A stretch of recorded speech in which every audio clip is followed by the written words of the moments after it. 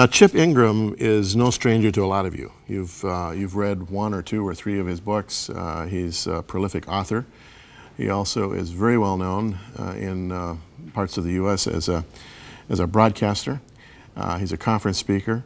He is someone who speaks from not only a compassionate heart, but also from a depth of experience that is profound.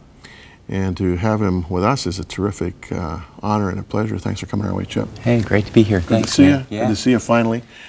Read your books and was so impressed. We're talking today about your latest. This is your latest, right? Yep. Overcoming Emotions That Destroy.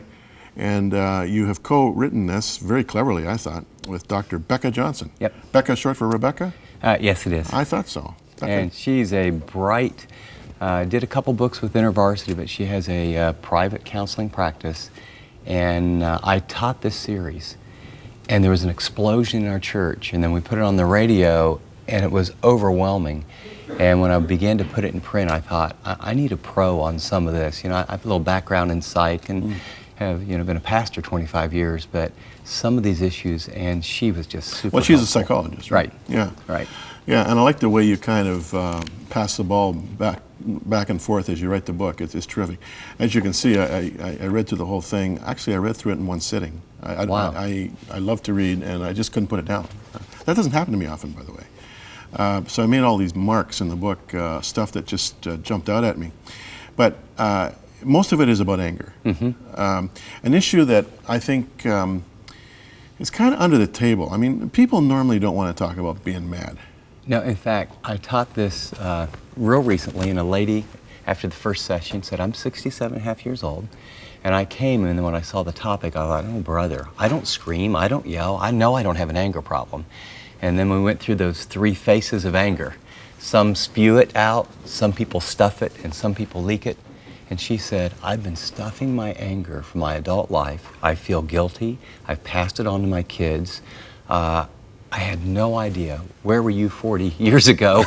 Yeah. And so we do it. It's something that we think it's so bad. Christians have a very distorted view, I think, of the whole anger Now, issue. before we get into some of the complexities of this issue, let's talk about spewers, stuffers, and leakers. I thought those were three terrific titles. What is a spewer? Okay, a spewer is those people we know that explode with their anger. They're like a time bomb, and sometimes they yell or kick or scream, or in Christian circles they're a little more sophisticated. They power up and they get real intense, but everyone knows you're afraid of them.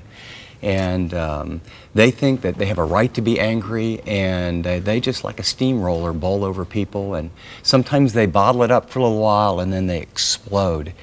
And so those are people that have real anger issues. Often it can get into either emotional or physical type abuse. And then you have stuffers, and these are people who believe anger is wrong. Sometime in their childhood or in their teaching, it's wrong to be angry. Bobby, don't you talk back to me like that anymore. Right. Yeah. So what they do is that it gets unconscious. They don't even know when they're angry.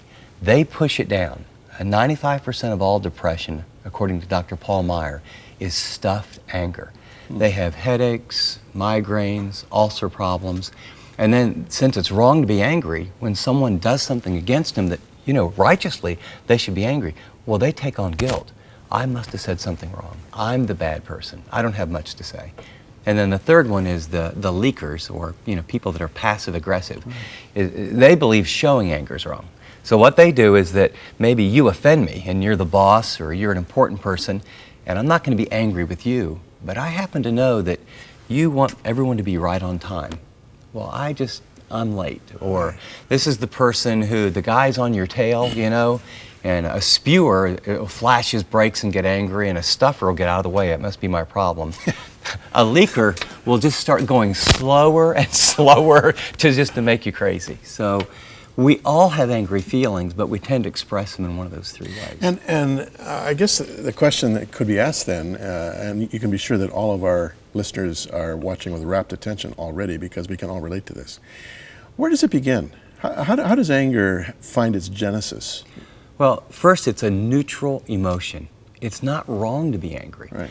It's a neutral emotion given by God for self-preservation or protection. when someone jumps out at you and threatens you, you're angry. Your adrenaline pumps up.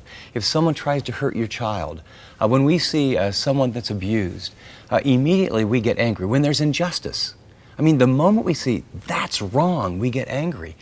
But we're made in the image of God.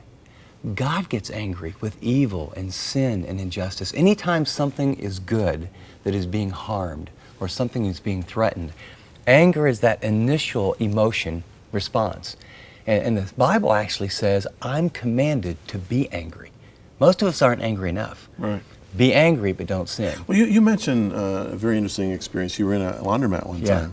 I was wondering as I'm reading this, what was you doing in a laundromat? Well, I was You were a young student? I was a young pastor, and we were very poor, and someone gave us a washer and dryer, and after about a month it didn't work. And I was trying to be a good husband, so That's always the way people give you something, out of the goodness of their heart, and it doesn't work. So you're in this laundromat, and you saw something.